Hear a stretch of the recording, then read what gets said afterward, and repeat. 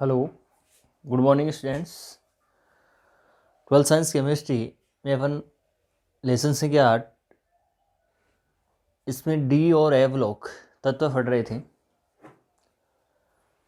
इन तत्वों में हमने 3D श्रेणी, 4D और 5D श्रेणी, इन श्रेणियों का इलेक्ट्रॉनिक विन्यास ये अपन ने पढ़ लिया था। इसके बाद में अपन ने जो 3D श्रेणी है, इस 3D श्रेणी का परमाणु आकार या परमाणुवीय त्रिज्या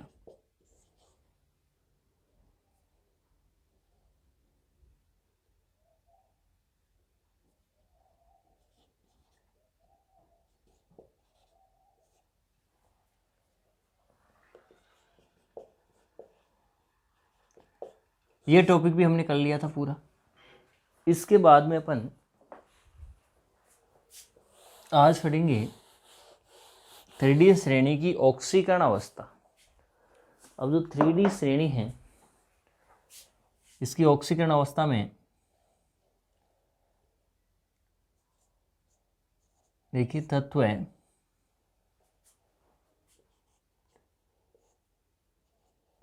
परमाणु क्रमांक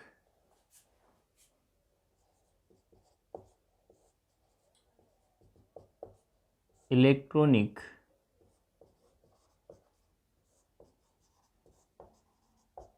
विन्यास और जो कक्षक हैं उनमें इलेक्ट्रॉन भर रहे हैं और लास्ट कर रहे हैं हम ऑक्सीकरण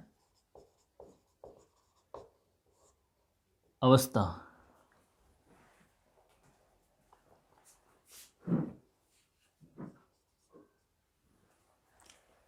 अब तत्व के अंदर scandium, titanium, vanadium, chromium, manganese, iron, cobalt, nickel और लास्ट था जिंक। यही थे 3D श्रेणी में।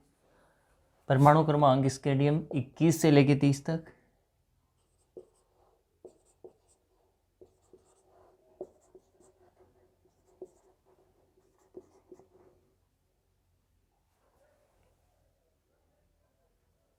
कॉपर है ये, कॉपर, जिंक।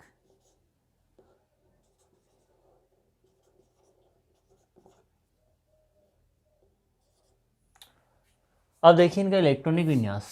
तो हम नोबल गैस ले रहे थे, इसमें ऑर्गन इलेक्ट्रॉन कौन से कक्षक में जा रहा था? 3D में। तो organ 3D1 4s2, organ 3D2 4s2, यही ऑर्गन 3D3 4s2 और क्रोमियम अपवाद बताया था, ऑर्गन 3D5 4s1, आगे organ 3D5 4s2,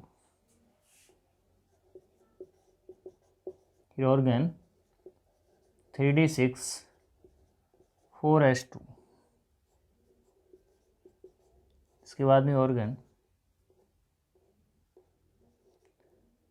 3D7 4s2, फिर आगे ऑर्गन 3D8 4s2। अब देखिए कॉपर का वही अपवाद 3D10 हो जाएगी, तो ऑर्गन 3D10 4s1 और लास्ट जो जिंक है Zn, इसका होगा ऑर्गन 3D10 4s2। अब कक्षक देखिए, एक तो 3D और एक 4s, ये हमें बनने।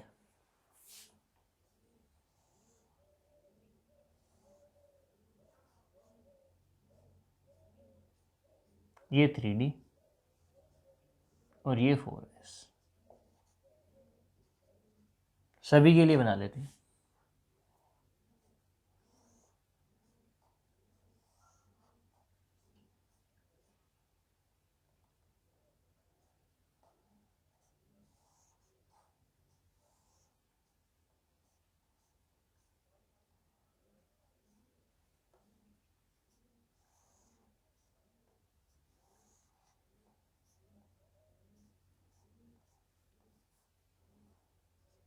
ये एस वाले साथ में,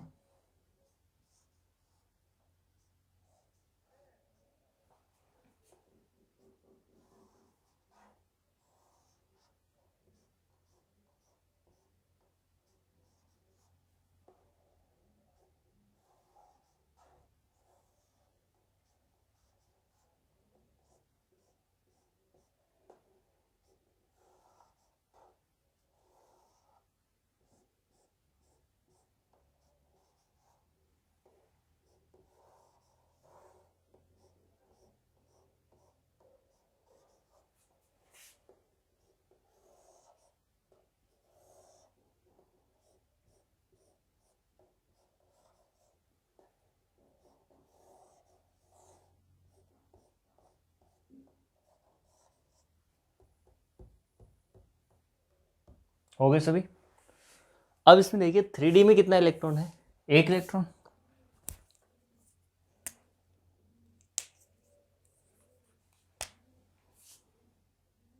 और 4s में 2।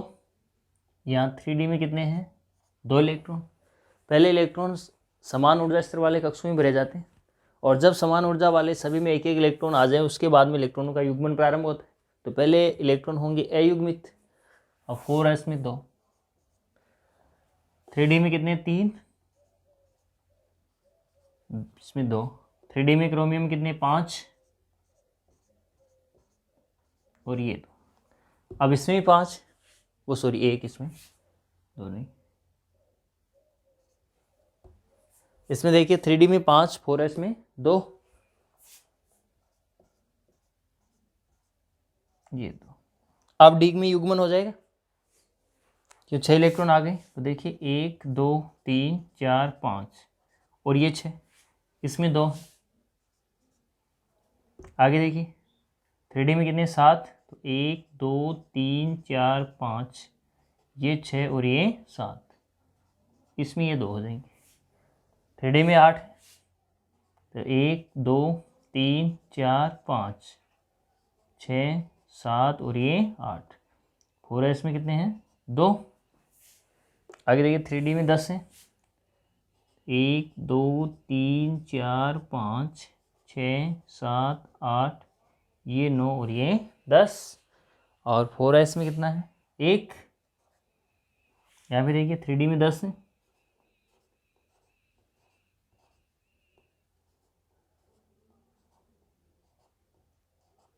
ये 10, और 4s में कितने हैं, 2। अब हमारा टॉपिक है, हमें निकालनी है इनकी ऑक्सीकरण अवस्था। ठीक है, टॉपिक क्या है हमारा, ऑक्सीकरण अवस्था। ये तो तत्व है ही, ऑक्सीकरण अवस्था। ये हमें 3D की ऑक्सीकरण अवस्था हमें बतानी है। अब देखिए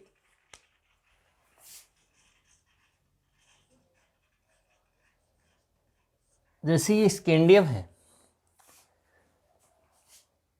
इसकी तो होती +3, ये प्रदर्शित करता है +2 +3 और +4। आगे करता है +2 +3 +4 +5। क्रोमियम है, ये करता है +1 +2 +3 +4 +5 और +6। सबसे अधिक करता है मैग्नीज, ये +7 तक प्रदर्शित करता है। ये करता है +2 से +2 3 4 5 6 और ये सेम। फिर आगे आयरन देखिए, आयरन में 2 3 4 5 6, यहाँ से यहाँ तक बढ़ रही है ऑक्सीकरण अवस्था। अब धीरे धीरे एक कम होगी। कारण है इसका कि इलेक्ट्रॉनों का युग्मन होना प्रारंभ हो जाता है, अभी बताएंगे। आगे देखिए इसमें 2 3 4 और ये 5, 2 3 ये 4, और जो कॉपर है ये +1 और +2, दो ही करता है।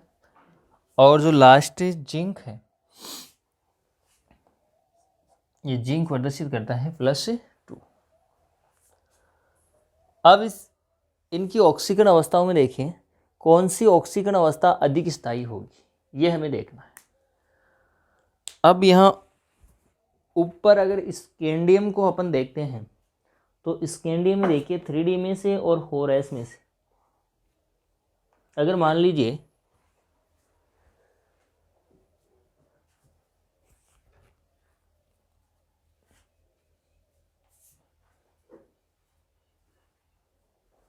स्कैंडियम 3D और 4s, अगर इसमें से एक एक इलेक्ट्रॉन निकल जाए, कौन से में से? 3D में तो एक है ये, और 4s में 2 इलेक्ट्रॉन है तो दोनों निकल जाए, ठीक है। तो विन्यास किसका हो जाएगा? ऑर्गन का हो गया नहीं। जैसे एक तो ये निकल गया, ये निकल गया, इसमें 0 इसमें 0, तो बचा कौन? ऑर्गन। और ऑर्गन का स्थायी विन्यास होता है या नहीं? ऑर्गन का स्थायी विन्यास होता है।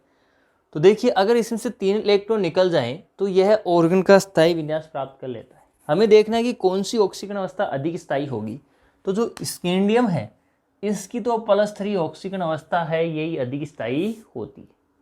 ऐसे देखिए आगे टाइटेनियम।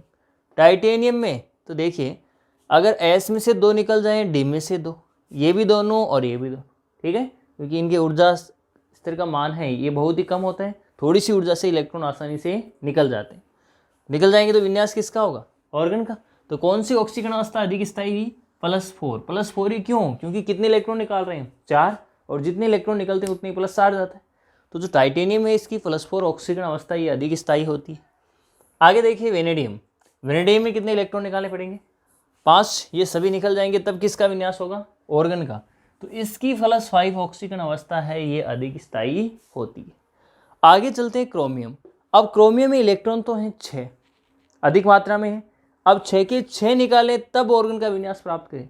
लेकिन इसमें एक कंडीशन और है, अगर एक इलेक्ट्रॉन निकाल देंगे, इधर वाला जैसे ये चला गया, तो बोलो डी का अर्धपूरी स्थायी विन्यास हुआ या नहीं?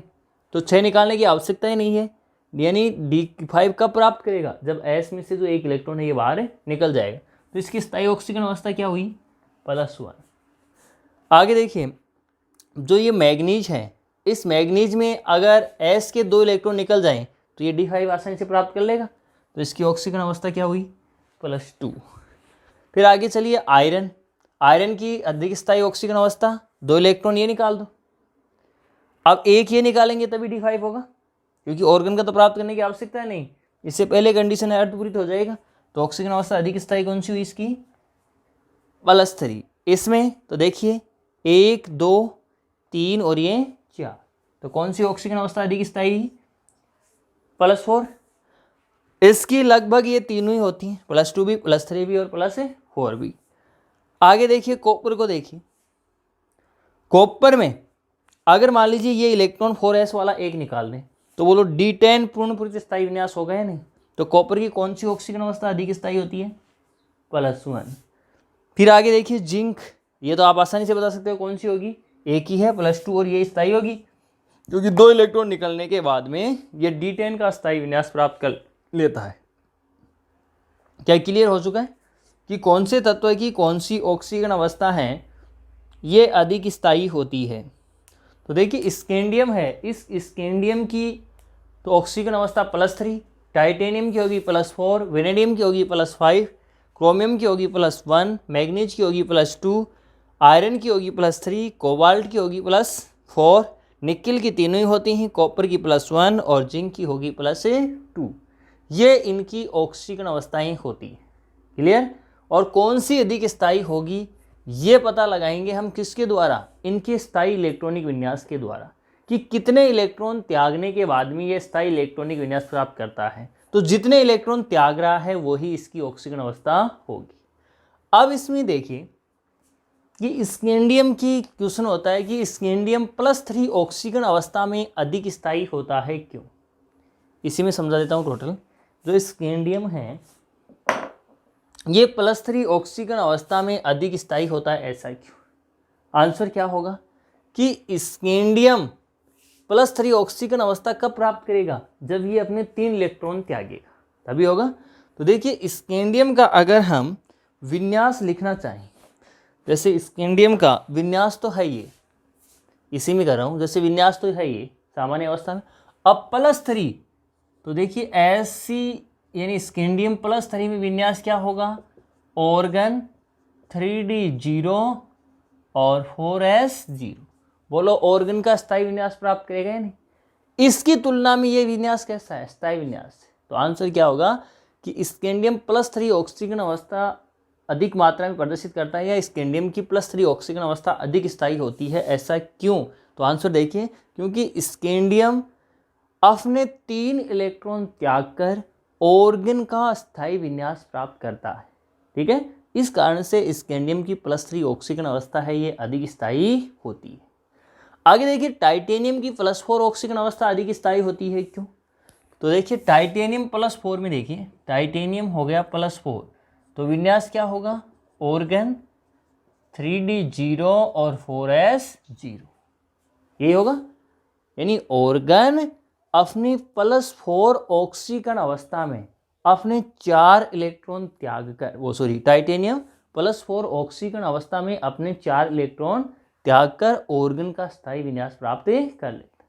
ठीक है, कितने इलेक्ट्रॉन त्यागे गए? 4। तब किसका विन्यास हो गया? ऑर्गन का। इसको तो लिखने की आवश्यकता ही नहीं। विन्यास किसका रहा? ऑर्गन का, और नोबल गैस का स्थायी विन्यास होता है।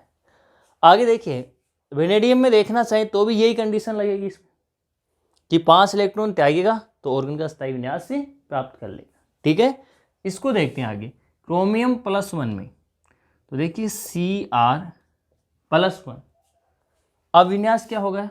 +1 है तो ऑर्गन 3d5 4s0, ये होगा। अब देखिए अगर क्रोमियम है ये अपना 1 इलेक्ट्रॉन त्याग दे तो इसका विन्यास होगा ऑर्गन 3d5, यानी डी कैसा हो गया यहाँ? ये विन्यास हो गया अर्धपूरित। कैसा विन्यास है? अर्धपूरित विन्यास। अब अर्धपूरित विन्यास है तो ये अधिक स्थायी। कैसा विन्यास है? अधिक स्थायी विन्यास। ठीक है, यानी क्रोमियम +1 ऑक्सीजन अवस्था में अधिक स्थायी होता है। क्यों? क्योंकि क्रोमियम है वो अपना 1 इलेक्ट्रॉन त्याग कर अर्धपूरित विन्यास अर्थात 3d5 विन्यास प्राप्त कर लेता है, जो कि एक अधिक स्थायी विन्यास होता है। इस कारण से इसकी ऑक्सीजन अवस्था होती है +1। आगे देखिए मैग्नीज है, यह ऑक्सीजन अवस्था अगर आपसे क्वेश्चन पूछा जाए कि 3D श्रेणी में सबसे अधिक मात्रा में कौन सा तत्व ऑक्सीजन अवस्था प्रदर्शित करता है, तो आंसर होगा मैग्नीज। कितनी कर रहा है ये? +7 तक। ठीक है, बाकी तो सभी 6 पे निपट गए, लेकिन ये +7 तक अधिक मात्रा में प्रदर्शित कर रहा है। क्यों करता है? क्योंकि इसमें अधिक मात्रा में अयुग्मित इलेक्ट्रॉन पाए जाते हैं। अगर क्वेश्चन आ जाए कि ये अधिक परिवर्तनशील ऑक्सीजन अवस्था अधिक मात्रा में प्रदर्शित कर रहा है तो आंसर क्या होगा? क्योंकि इसमें अयुग्मित इलेक्ट्रॉनों की संख्या है वो अधिक होती है। अगर दूसरा क्वेश्चन आएगी +2 अधिक स्थायी क्यों होती है, तो देखिए मैग्नीज +2 के अंदर विन्यास क्या होगा? ऑर्गन 3d5 4s0, यही होगा। क्योंकि मैग्नीज अपनी +2 ऑक्सीजन अवस्था में अर्धपूरित, यही कंडीशन लग जाएगी, अर्धपूरित यानी 3d5 अधिक स्थायी विन्यास प्राप्त करता है, जिसके कारण इसकी +2 ऑक्सीजन अवस्था है वो अधिक स्थायी होती है। आगे देखिए आयरन है वो +3 ऑक्सीजन अवस्था के अंदर अधिक स्थायी होता है। ऐसा क्यों? क्योंकि आयरन की जो +3 ऑक्सीजन अवस्था है इसमें कितने इलेक्ट्रॉनों का त्याग होता है? आयरन देखिए 2 ऑक्सीजन अवस्था प्रदर्शित करता है। तो ये है आयरन। आयरन आपने देखा होगा एक तो Fe+2 जिसको फेरस बोलते हैं, और एक होता है Fe+3 जिसको फेरिक बोलते हैं। 2 प्रदर्शित करता है। अब क्वेश्चन आता है कि आयरन कि Fe+2 की तुलना में Fe+3 ऑक्सीजन अवस्था अधिक स्थायी होती है, क्यों? तो आंसर क्या होगा कि आयरन है वो Fe अगर +2 प्रदर्शित कर रहा है, +2 का मतलब ये 2 इलेक्ट्रॉन गए तो 3d6 बचा या नहीं, यही तो बचा। अब देखिए इसमें आयरन इधर लिख रहा हूँ, जैसे Fe +2, तो +2 में विन्यास क्या होगा, ऑर्गन 3d6 और 4s0। क्या अर्धपूरित विन्यास है, नहीं है। क्या पूर्णपूरित है, पूर्णपूरित भी नहीं है। तो ये ऑक्सीजन अवस्था इसकी कम स्थायी होगी। आयरन की +2 ऑक्सीजन अवस्था कम स्थायी होती है, क्यों, क्योंकि आयरन +2 ऑक्सीजन अवस्था में न तो अर्धपूरित विन्यास प्राप्त करता है और न ही पूर्णपूरित, जो कि कम स्थायी विन्यास होता है, और वो होता कौन सा है, 3d6। इस कारण से Fe+2 है, ये कम स्थायी है। अब देखिए Fe+3, Fe+3 यहाँ कर रहा हूँ, Fe+3, तो Fe+3 विन्यास क्या होगा इसका, organ 3d5 4s0। Question organ की इसकी आयरन की +3 ऑक्सीजन अवस्था अधिक स्थायी होती है, क्यों, क्योंकि आयरन है ये अपनी +3 ऑक्सीकरण अवस्था में अर्धपूरित 3d5 कैसा है, अर्धपूरित 3d5 अधिक स्थायी विन्यास प्राप्त कर लेता है, जिसके कारण इसकी +3 ऑक्सीकरण अवस्था है ये अधिक स्थायी होती है। क्लियर। अब देखिए इसमें कोबाल्ट, तो कोबाल्ट में कंडीशन लग जाएगी, कब अधिक स्थायी विन्यास होगा, 2 तो यहाँ से जाएं और एक यहाँ से, कितने गए, 4 चले गए। तो जैसे कोबाल्ट की क्वेश्चन आ गया +4 अधिक स्थायी होती है, क्यों, तो आंसर क्या होगा कि कोबाल्ट है ये अपने 4 इलेक्ट्रॉन त्याग कर अर्धपूरित, ये का ही विन्यास हो जाएगा 3d5, अधिक स्थायी विन्यास प्राप्त कर लेता है। आगे चलते हैं, निकेल, निकेल के अंदर ये सभी स्थायी बताई गई हैं। कॉपर, कॉपर में देखें ज़्यादातर हमने ये देखा है कि कम की तुलना में अधिक ऑक्सीकरण अवस्था अधिक स्थायी होती है, ये देखा है। जैसे आयरन में +2 की तुलना में कौन सी अधिक स्थायी है, +3 है या नहीं। तो इसको देखते हुए कॉपर में भी +2 अधिक स्थायी होनी चाहिए थी, जबकि होती कौन सी है, +1। क्यों, क्योंकि अगर हम +1 से इसका विन्यास लिखें, देखिए कॉपर का +1 से, तो जैसे ये कॉपर +1, तो विन्यास हो जाएगा ऑर्गन 3d10 4s0, और कॉपर +2, तो विन्यास होगा ऑर्गन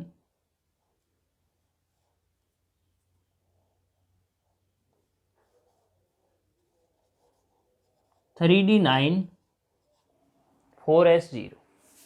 कौन सा विन्यास अधिक स्थायी है, कॉपर प्लस का या कॉपर +2 का, कॉपर प्लस का। देखिए ये विन्यास कैसा है, ये है पूर्णपूरित,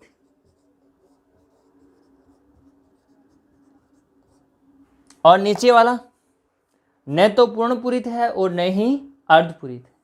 तो क्वेश्चन होता है कि कॉपर की +1 ऑक्सीकरण अवस्था +2 की तुलना में अधिक स्थायी होती है, क्यों, क्योंकि कॉपर है वो प्लस ऑक्सीकरण अवस्था में एक इलेक्ट्रॉन त्याग कर, प्लस का मतलब +1 है तो कितना इलेक्ट्रॉन त्यागेगा, एक, +1 ऑक्सीकरण अवस्था में एक इलेक्ट्रॉन त्याग कर अपना पूर्णपूरित अधिक स्थायी 3d10 विन्यास प्राप्त करता है। इस कारण से इसकी +1 ऑक्सीकरण अवस्था अधिक स्थायी, जबकि यह +2 ऑक्सीकरण अवस्था में न तो अर्धपूरित और न ही पूर्णपूरित, यानी 3d9 विन्यास प्राप्त करता है, जो कि एक कम स्थायी विन्यास होता है। क्लियर। तो ये हो गई आपके 3d श्रेणी की सभी ऑक्सीकरण अवस्थाएं। कौन सी ऑक्सीकरण अवस्था अधिक मात्रा में स्थायी होती है, देख लीजिए एक बार। इनमें आपस में ऑक्सीकरण अवस्थाएं हमें देखनी हैं, कौन सी अधिक स्थायी होगी यही हमें बताना है।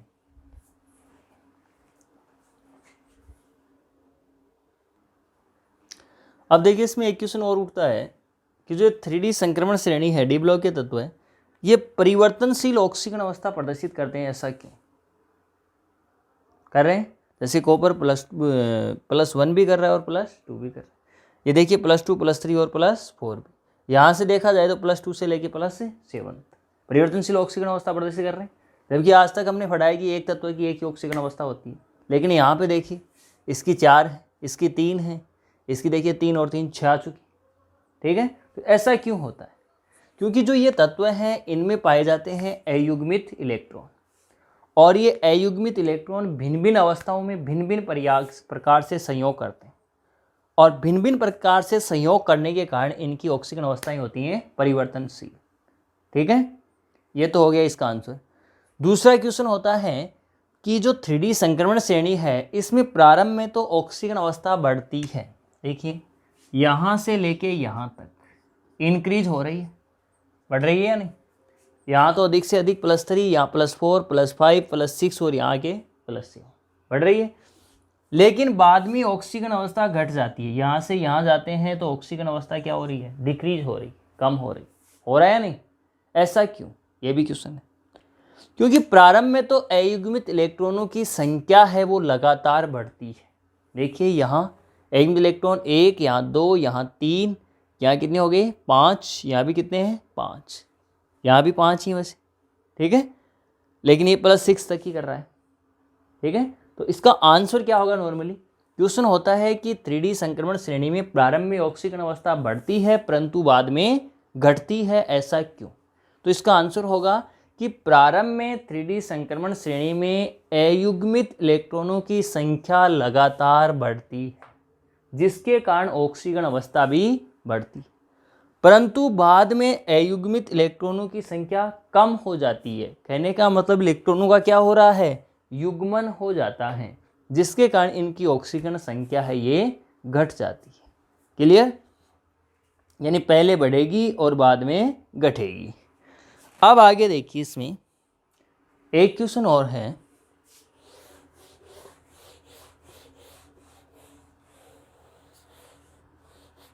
जैसे 3D, 4D और 5D, इन तीनों ही संक्रमण श्रेणियों के जो लास्ट वाले तत्व हैं, जिंक, कैडमियम और मरकरी, यानी जिंक, कैडमियम और मरकरी, ये +2 ऑक्सीकरण अवस्था में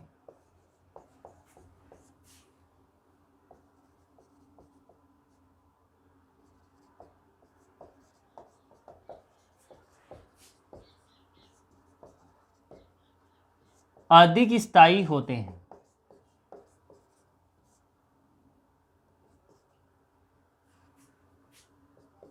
क्यों? अब ये +2 में अधिक स्थायी क्यों होंगे? तीनों का इलेक्ट्रॉनिक विन्यास पढ़ चुके। तो देखिए आंसर में जैसे Zn है, Zn का विन्यास क्या होगा? ऑर्गन 3D10 4s2, यही होता है।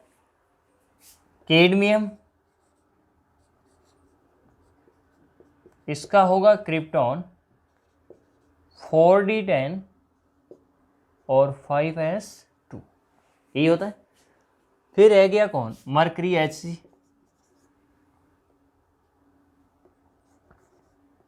इसका होगा जिनॉन 4f14 5D10 और लास्ट हो जाएगा 6s2। बोलो यही होगा।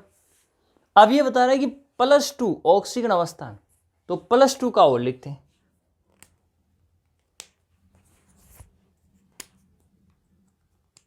तो देखिए इसमें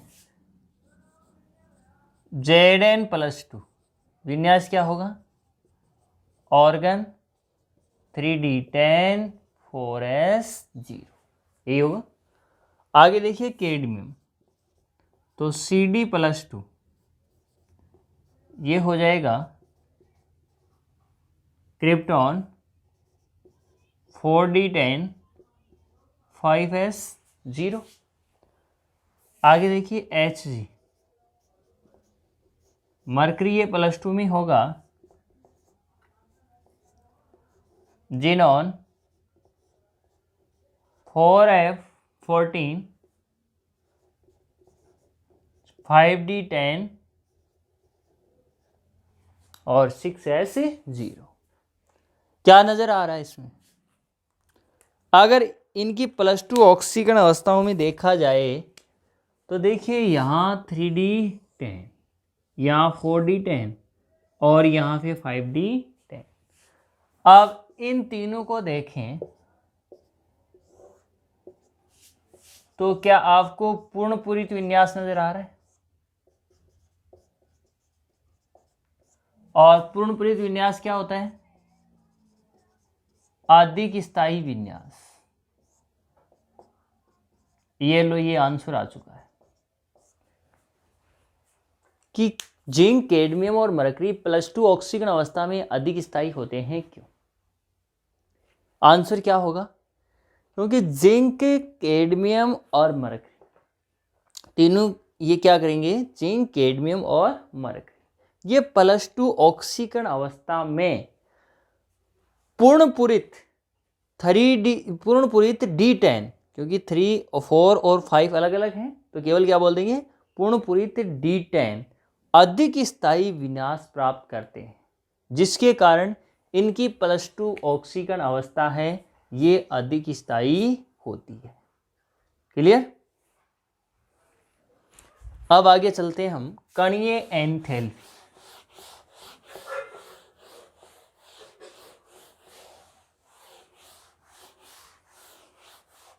इनके गुण हैं वो सभी विस्तार से पढ़ेंगे। कणीय एंथैल्पी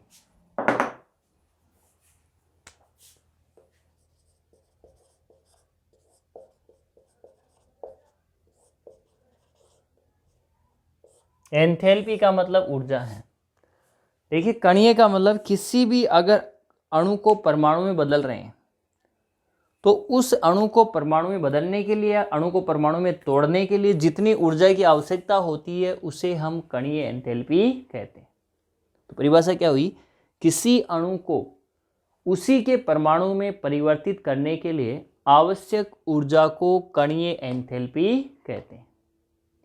अब देखिए, जो ये डी ब्लॉक के तत्व हैं, धातु हैं, इनमें परबल आकर्षण बल पाया जाता है। परबल धात्विक बंध बताया था मैंने स्टार्टिंग में गुणों में कि इनमें परबल धात्विक बंध पाया जाता है। तो इनके अणु को परमाणु में बदलने के लिए जैसे तोड़ना है तो बंध परबल है तो ऊर्जा अधिक चाहिएगी या कम? अधिक चाहिएगी। यानी जो डी ब्लॉक के तत्व हैं इनमें परबल धात्विक बंध पाया जाता है, जिसे तोड़ने के लिए अधिक ऊर्जा की आवश्यकता होती है, अतः इनकी कणीय एंथैल्पी का मान भी अधिक होता है। क्लियर? क्या आंसर होगा? कणीय एंथैल्पी तो क्या है? किसी अणु को उसके परमाणु में विभाजित करने के लिए आवश्यक ऊर्जा को कणीय एंथैल्पी कहते हैं। तो देखिए, डी ब्लॉक तत्वों की कणीय एंथैल्पी का मान अधिक होता है। क्यों? तो आंसर क्या होगा? क्योंकि डी ब्लॉक तत्वों में परबल धात्विक बंध पाया जाता है, जिसे तोड़ने के लिए अधिक ऊर्जा की आवश्यकता होती है, अर्थात इनकी कणीय एंथैल्पी का मान अधिक होता है। हो गया क्लियर? अब इसमें आगे आपकी एक तो टॉपिक होगा आयनन एंथैल्पी और एक है गलनांक व क्वथनांक। तो इसी के साथ में बता देता हूं गलनांक व क्वथनांक। यही आंसर गलनांक व क्वथनांक का होगा।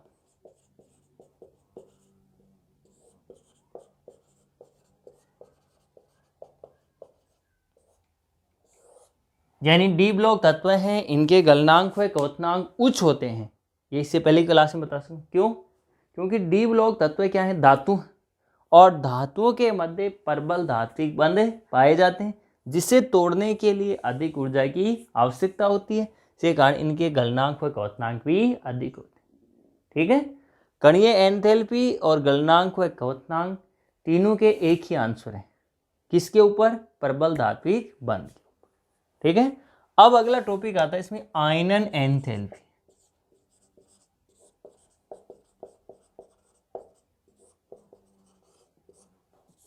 आयनन एंथैल्पी, ये आयनन एंथैल्पी क्या होगी?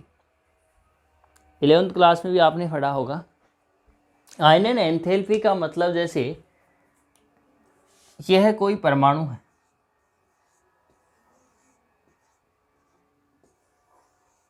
और मान लीजिए ये परमाणु के कोष हैं और कोषों में हैं इलेक्ट्रॉन।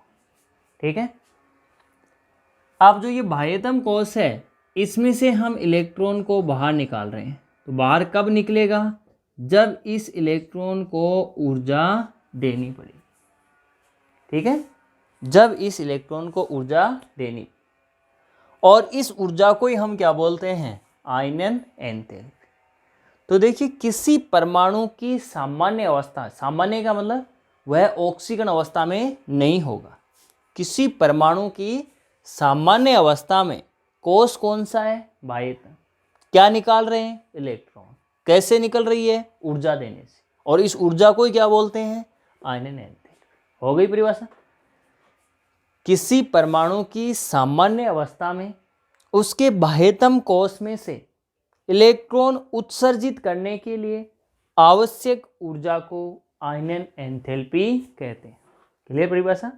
किसी परमाणु की सामान्य अवस्था में उसके बाह्यतम कोश में से इलेक्ट्रॉन उत्सर्जित करने के लिए आवश्यक ऊर्जा को आयनन एंथैल्पी कहते हैं। अब देखिए आयनन एंथैल्पी का मान कब अधिक होगा, कब कम होगा, ये भी 11वीं क्लास की बात है। अगर हम अस्थायी इलेक्ट्रॉनिक विन्यास में से इलेक्ट्रॉन निकाल रहे हैं तो उसमें से इलेक्ट्रॉन निकालने के लिए अधिक ऊर्जा की आवश्यकता पड़ेगी, ये होगा। अब अधिक ऊर्जा का मतलब आयनन एंथैल्पी क्या होगी, अधिक होगी। जैसे मान लीजिए क्रोमियम और कॉपर, एक तो क्रोमियम है और एक कॉपर की द्वितीयक आयनन enthalpy,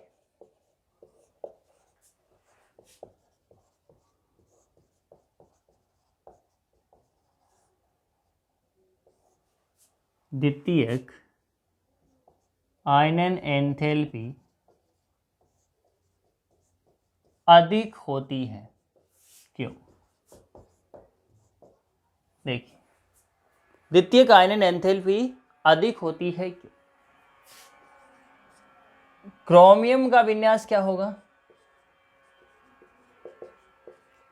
organ 3d5 4s1। Copper का विन्यास ऑर्गन 3d10 4s1।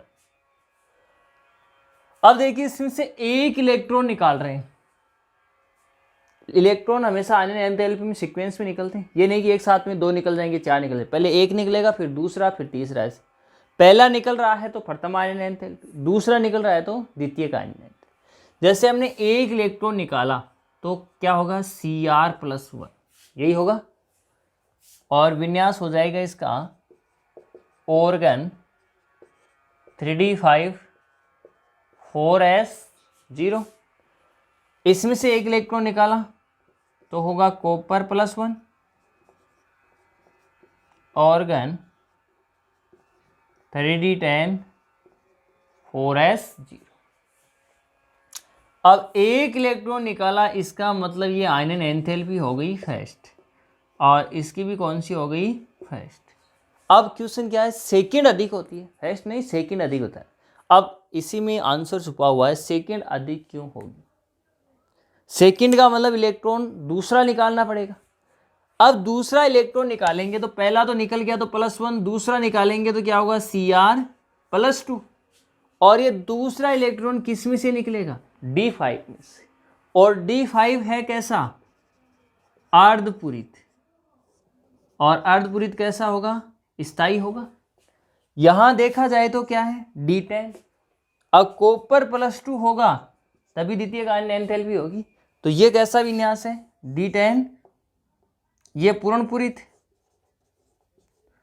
और पूर्णपूरित का मतलब स्थायी विन्यास। ठीक है, तो देखिए इनकी द्वितीयक आयनन एंथैल्पी अधिक क्यों होगी। तो पहले तो लिखेंगे इनके इलेक्ट्रॉनिक विन्यास, फिर आंसर लिखेंगे क्या होगा कि कॉपर और ये क्रोमियम, इसमें से एक इलेक्ट्रॉन उत्सर्जित होने के बाद, यानी प्रथम आयनन एंथैल्पी के बाद, ये अर्धपूरित व पूर्णपूरित। तो अर्धपूरित में तो कौन आ जाएगा, क्रोमियम तो अर्धपूरित, और कॉपर है ये पूर्णपूरित, स्थायी विन्यास प्राप्त कर लेते हैं। अब इसमें से इलेक्ट्रॉन उत्सर्जित करने के लिए अधिक ऊर्जा की आवश्यकता होती है, जिसके कारण इनकी द्वितीयक आयनन एंथैल्पी का मान अधिक होता है। क्लियर? जैसे जिंक है, आप खुद बता दो कि जिंक की कौन सी आयनन एंथैल्पी अधिक होगी। तो जिंक का विन्यास क्या होगा? Organ 3d10 4s2। जिंक की कौन सी आयनन एंथैल्पी अधिक होगी? फर्स्ट, सेकंड या थर्ड? थर्ड अधिक होगी। थर्ड अधिक क्यों होगी?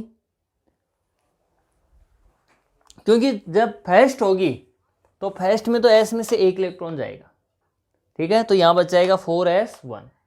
सेकंड होगी तो यहां हो जाएगा 4s0। अब सेकंड होते ही विन्यास कैसा हो गया? 3d10, क्योंकि जैसे ही सेकंड आयनन एंथैल्पी होगी तो सेकंड विन्यास होगा 3d10 और 4s0। अब ये तो 0 है, ये 10 है, d10 कैसा विन्यास हो जाएगा? अस्थाई। हो गया नहीं? पूर्णपुरित है। और इस पूर्णपुरित स्थायी विन्यास में से अगर हम इलेक्ट्रॉन निकाल रहे हैं तो ऊर्जा कम चाहिए या अधिक? अधिक चाहिए। तो देखिए क्वेश्चन होता है कि जिंक की तृतीयक आयनन एंथैल्पी का मान अधिक होता है, क्यों? यही होगा क्वेश्चन। आंसर क्या होगा? क्योंकि जिंक में द्वितीयक आयनन एंथैल्पी के बाद यह पूर्णपुरित स्थायी 3d10 विन्यास प्राप्त कर लेता है, जिसमें से इलेक्ट्रॉन निकालने के लिए अधिक ऊर्जा की आवश्यकता पड़ती है, जिसके कारण इसकी तृतीयक आयनन एंथैल्पी का मान अधिक होता है। ठीक है, आज की क्लास यहीं पे समाप्त।